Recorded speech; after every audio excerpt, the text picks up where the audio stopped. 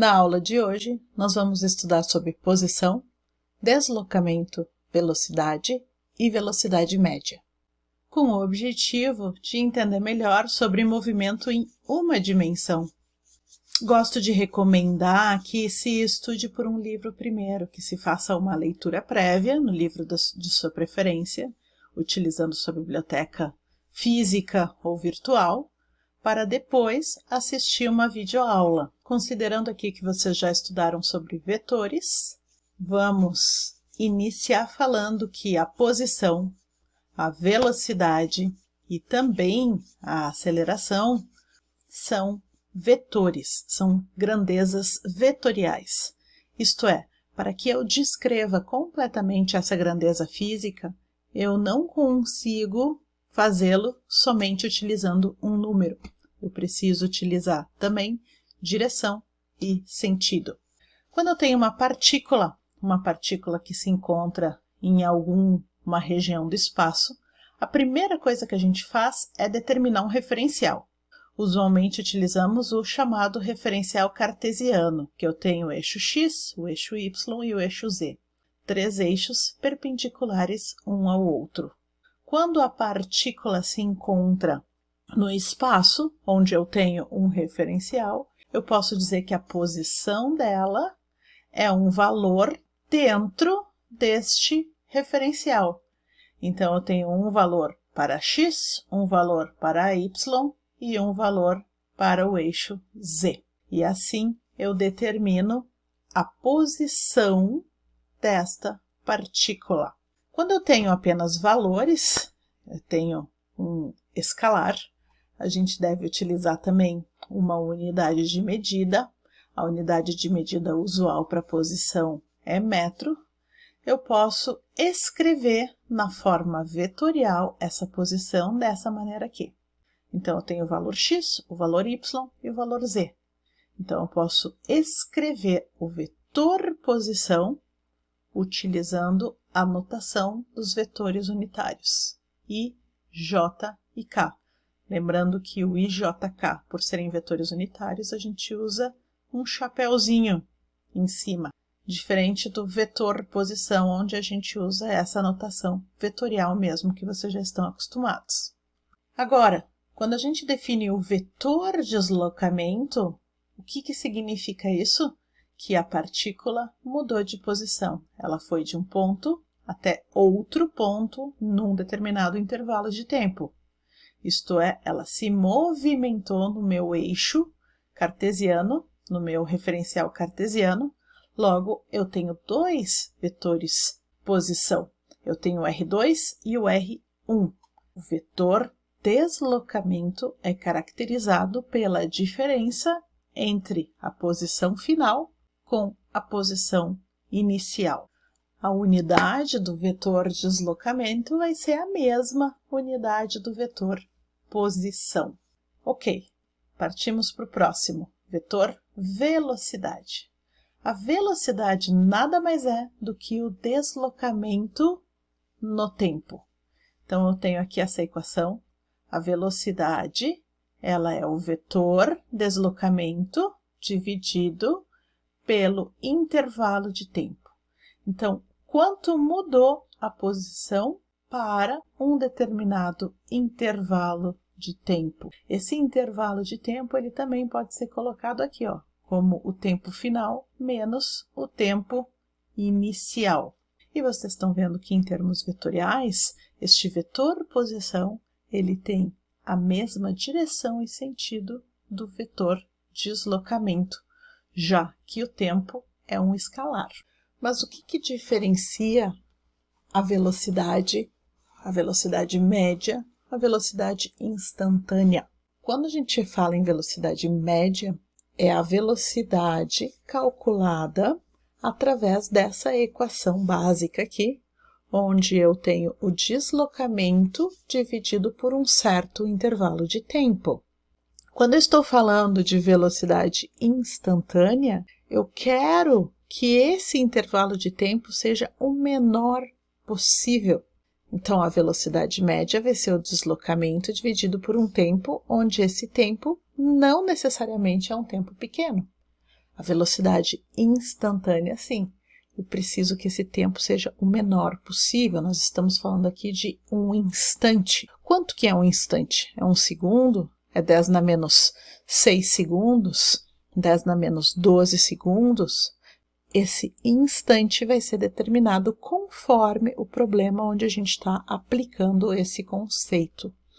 Usualmente, a gente fala em ordens de menor do que 1 segundo, já pode ser considerado um instante. Então, algo como 1 milissegundo, que seria 1 vezes 10 na menos 3 segundos, já é suficiente para determinar, para caracterizar um instante. A unidade de velocidade vai ser metros dividido por segundo. Sendo a velocidade um vetor, assim como o deslocamento, eu posso então expressar a velocidade na forma de vetor. Estaria nesse formato aqui.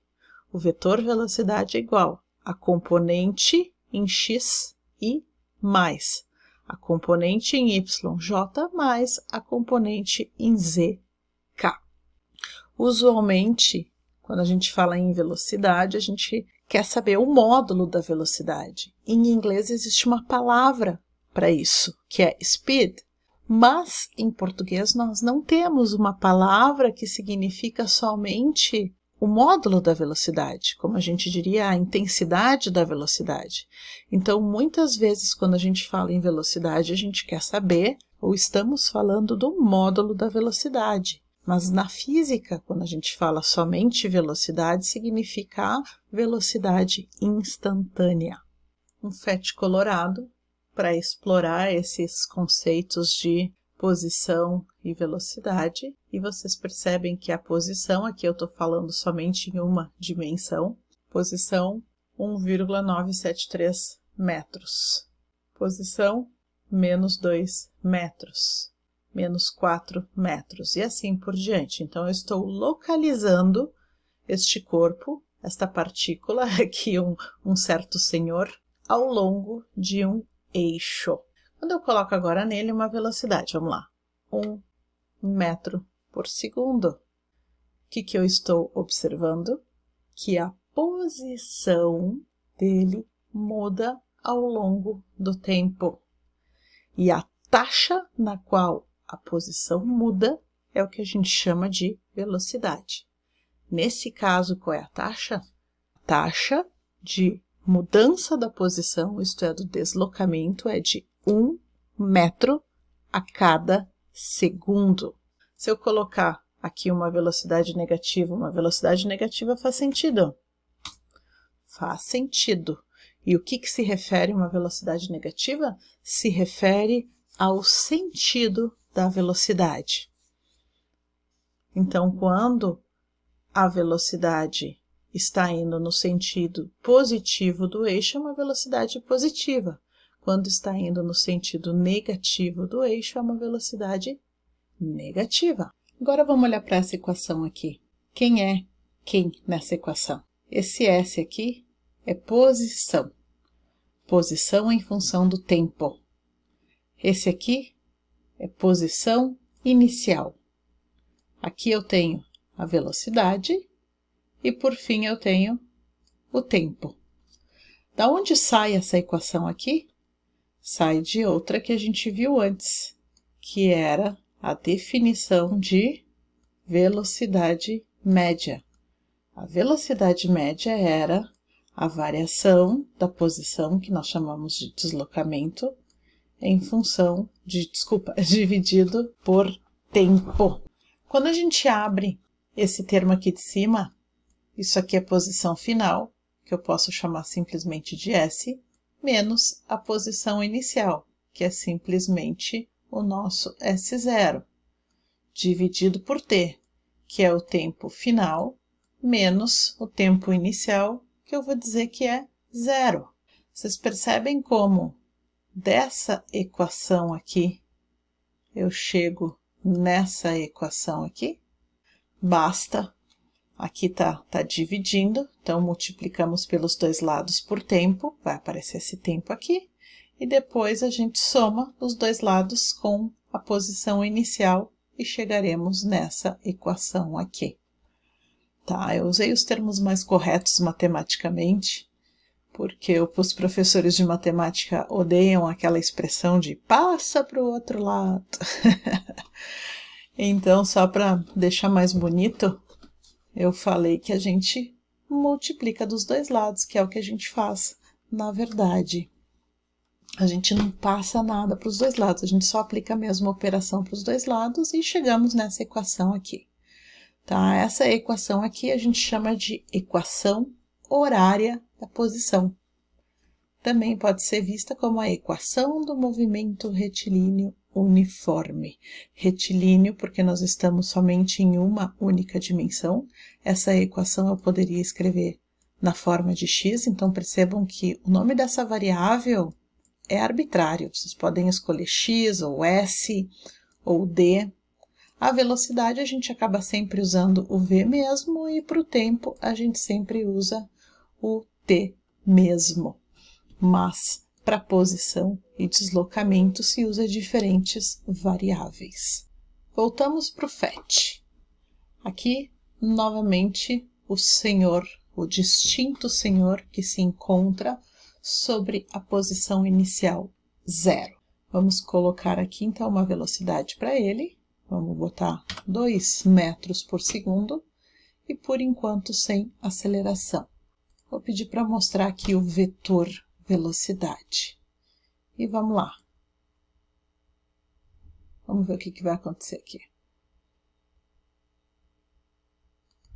Pronto. Até aqui foi. Inicialmente ele estava na posição 0, vocês viram isso aqui se movimentando, enquanto ele se movimentava, e vocês percebem que o gráfico resultante da posição é em função de quem? Quem é o meu eixo horizontal? Vamos ver aqui? Tempo. Então, posição em função do tempo gera uma reta. Nada mais óbvio, sabendo a equação da posição em função do tempo, que é a equação de uma reta. E a velocidade? Bom, percebam que aqui ele colidiu com a parede, mas antes de ele colidir com a parede, o que aconteceu com a velocidade? Ela se manteve constante, 2 metros por segundo. Vamos observar agora, eu vou botar aqui 3 metros por segundo e observamos novamente. O que eu quero que vocês observem, eu vou botar ele inicialmente lá no menos 10. O que eu quero que vocês observem é como esse gráfico vai se movimentar enquanto movimenta o distinto senhor. Na verdade, eu vou deixar um pouco mais lento para a gente conseguir observar isso melhor. Eu vou botar aqui 1 metro por segundo e vamos lá. Vocês estão vendo ali a linha azul da posição? E a velocidade permanece constante. Então, movimento retilíneo uniforme é aquele onde nós não temos aceleração, a aceleração é 0, e a velocidade permanece constante. Isso gera um gráfico do tipo função linear, uma reta, uma função de primeiro grau, para posição em função do tempo. Também é uma função linear para velocidade em função do tempo, mas nesse caso é uma reta sem nenhuma inclinação. E a aceleração é 0. A aceleração não tratamos ainda sobre esse tema. Esse tema a gente vai falar quando entrarmos em movimento retilíneo uniformemente variado. Para finalizar, como eu tinha comentado sobre a função de primeiro grau, eu só gostaria de fazer uma rápida comparação aqui desta equação com essa equação que vocês talvez estejam mais acostumados.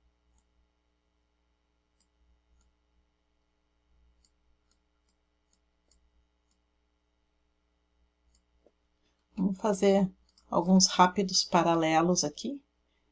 Essa equação lá da matemática, y igual a ax mais b. E a gente olha essa equação de cima, S igual a S0 mais VT. Quem é o x nessa equação? Bom, o x é a variável independente. Quem é a variável independente na minha equação de cima? Quem falou que é o tempo, acertou. Então, a minha variável independente, que é o x aqui, é o tempo lá em cima. quem é esse cara aqui. Este é o coeficiente angular. Quem é o coeficiente angular da minha reta? Exatamente, esse aqui é o V. E, por fim, o coeficiente linear da reta, esse B aqui, seria equivalente ao S0. Então, em termos da equação da reta, o que a gente tem? Isso aqui é a variável independente, essa é a variável dependente. Eixo vertical, eixo horizontal, eixo vertical, eixo horizontal. Isso aqui é o coeficiente angular ou inclinação da reta. Logo, no meu gráfico de posição em função do tempo, a inclinação dessa reta me dá a informação de velocidade. E onde a reta cruza o eixo vertical, eu tenho esse cara aqui, que é o coeficiente linear da reta. Vamos voltar ali no FET para ver? Voltamos aqui no FET e eu posso ver que a inclinação dessa reta aqui, ela vai me dar o valor da velocidade. Então, eventualmente, vamos ver, vai de 0